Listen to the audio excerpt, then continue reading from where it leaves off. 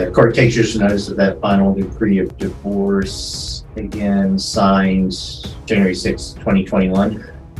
Right. Ms. Willis, does that final decree of divorce order Mr. Mulligan to pay you any child support?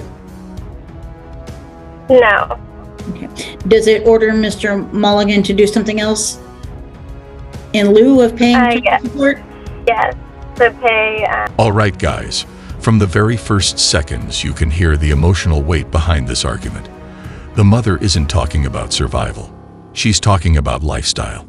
She says the kids don't have the same experiences anymore, the same outings, the same little memories that used to be normal before the divorce. But courts rarely measure parenting through strawberry farms and weekend activities. They measure it through legal obligations and financial orders. So right away, you can see the tension building. One side appealing to emotion and quality of life, the other side preparing to rely strictly on what the divorce decree actually says. $600 of daycare and school supplies. Okay. Since the signing of that divorce decree, has Mulligan done that? He has done that, yes. There was a year that they were not in daycare because I was staying at home. So at that time, no. But while they have been in daycare and at the start of school, he has paid that. Where were the children currently insured? Through Dad. Through Justin. If Mr. Mulligan is still paying the daycare as per the divorce decree, why do you now want him paid to court? Really to maintain the lifestyle that I was able to provide for the kids prior to the divorce. I'm no longer able to provide. Now things get interesting because the judge immediately focuses on the written divorce decree. Instead of traditional child support, the father was ordered to cover specific expenses, daycare and school supplies. That detail changes the entire dynamic of the case. The mother confirms he has actually been following those terms, which quietly removes one of the biggest arguments she could have had. Courts care deeply about compliance, and when someone is doing exactly what the order requires, the legal ground for forcing additional payments becomes much thinner. I don't have the same lifestyle with me that we've always had, and it just gets hard sometimes. Can you give an example of that? Doing extra things, or even, doing any extra things, like going to a local farm here where you can pick strawberries and such. Like, I can't afford that anymore. I'm just unable to provide those type of things for them. So, they're not going to have the memories with me doing those type of things. Does Mr. Mulligan provide any other support for the children at daycare costs and school supplies? Yes, he does. What does he provide? He has paid for Jace's sports, and school clothes, school shoes, Halloween costumes, that type of thing, yeah. Passed away. Here the mother tries to explain why she still wants child support added on top of the existing arrangement. Her explanation centers around activities, outings, and experiences she can no longer afford. It's an honest and relatable concern for many parents after divorce. But legally speaking, the court is listening for something very specific: a major financial change or a clear hardship affecting the children's basic welfare. Talking about memories and optional activities might resonate emotionally, but in a courtroom it often doesn't meet the legal threshold needed to modify an existing order. Witness, Your Honor. Okay, Mr. Mulligan, do you have any direct relevant questions of Ms. Willis? No. Okay, go ahead and call your next witness, Ms. Liskowski. Okay. The state calls Mr. Mulligan. Mr. Mulligan, are you currently employed? Yes, ma'am. Okay. How much do you earn?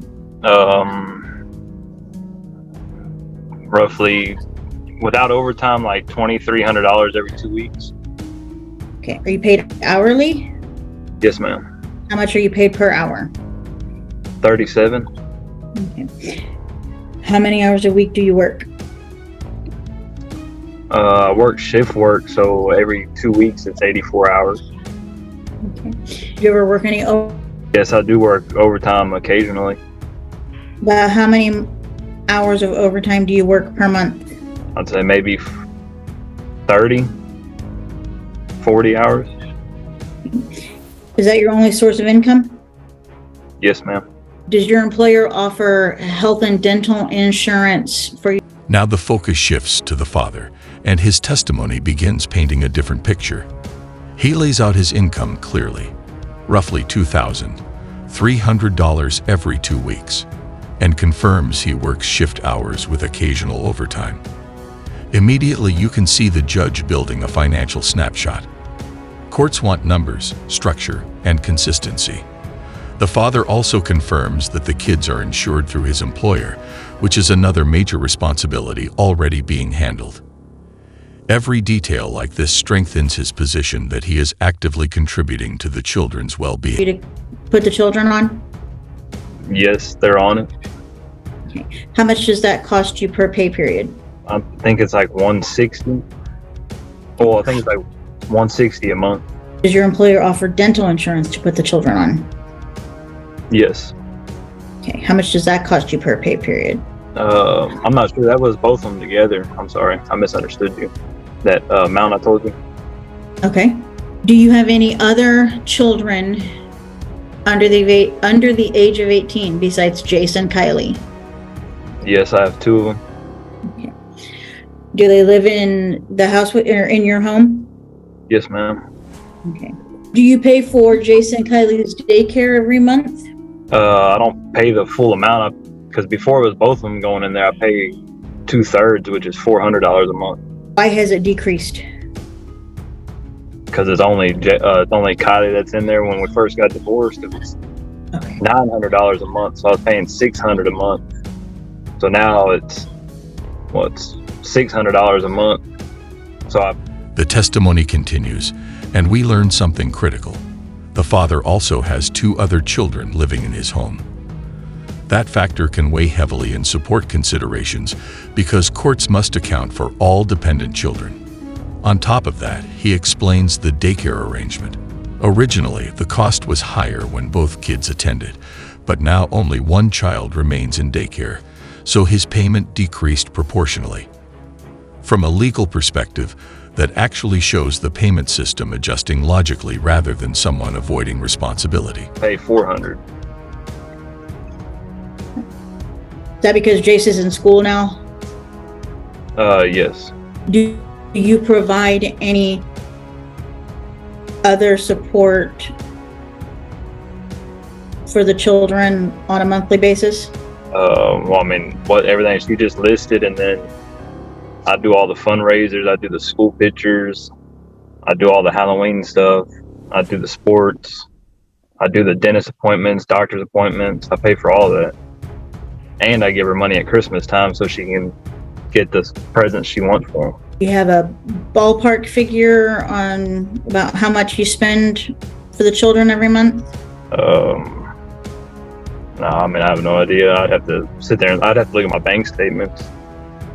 But I mean, $300 maybe, I don't know, 200, 300. Do you agree to pay guideline child support based on your current income to Ms. Willis? No, because Why not? I also Here the father expands on the everyday expenses he voluntarily covers: sports activities, school photos, Halloween costumes, dentist visits, doctor appointments, and even extra holiday money. None of these were strictly required under the decree, yet he claims to handle them regularly. While he admits he doesn't have an exact monthly total, estimating around $200 to $300, the broader message is clear. He's presenting himself not just as a paying parent, but as an involved one who contributes in multiple ways outside formal support. I have them half the time. I have them half the month, so it's exactly 50-50. and I do all the extra. When you say you could have the children 50-50, how many nights out of the week are they at your place? They're out of the whole month, 14 days out of the month. Pass the witness, Your Honor. Ms. Willis, do you have any direct relevant questions of this witness? No. Okay. Do you work, Ms. Willis? Yes, I do. Okay, where do you work? I work at a pediatric office as a nurse. As a nurse, how much do you earn there? I make $23.94 an hour. How many hours a week do you work? Now comes the core of his argument. When asked why he refuses guideline child support, the father points to a major factor: custody time. According to him, the children spend 14 days a month with him, essentially a 50-50 schedule. In shared parenting arrangements like this, traditional child support calculations often become more complicated. His stance is straightforward. If he already has the kids half the time and pays for many extras, he doesn't believe it's fair to add standard child support on top of that. 40. Okay. Is it accurate? I mean, does Mr. Mulligan have the children 14 days out of the month? Yes, he gets them on his days off. Okay. How old is the youngest? 3. And Mr. Mulligan, I mean, is it kind of like your position that you're just opposed to modifying it at all?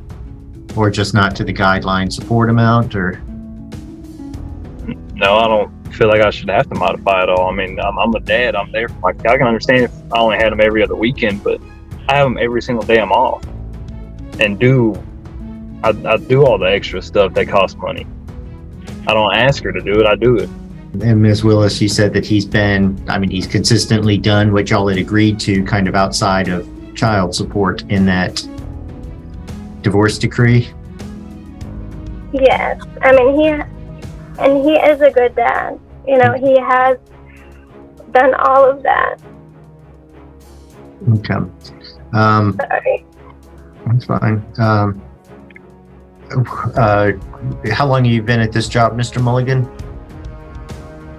I've been 11 years. Okay. How long have you been working at your job, Ms. Willis? 5 years I just started back. The judge begins asking questions directly, and this is where the case starts leaning in one direction. The mother confirms the father does indeed have the children 14 days each month and acknowledges he's been following the terms of the agreement. That admission carries serious weight in court. The judge also compares employment situations and finds both parents were similarly employed at the time of the divorce. Without a dramatic shift in income, custody, or living conditions, the legal requirement for modifying support becomes extremely difficult to prove.